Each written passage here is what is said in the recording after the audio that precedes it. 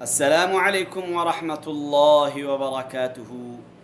ایک ایسا عمل ہے کہ جس عمل کو آپ علیہ الصلاۃ والسلام نے عبادت کا مغز کہا ہے۔ ایک ایسا عمل جس عمل کو آپ علیہ الصلاۃ والسلام نے عبادت کا مغز کہا ہے۔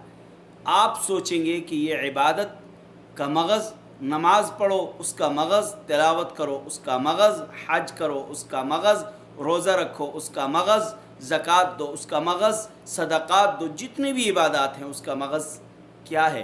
آپ علیہ الصلاۃ والسلام کا فرمان الدعاء مخ العبادہ، دعا جو ہے نا یہ عبادت کی مغز ہے۔ تو ہر عبادت کے بعد دعا کو لازم کیجئے، ہر عبادت کے بعد دعا کو لازم کیجئے۔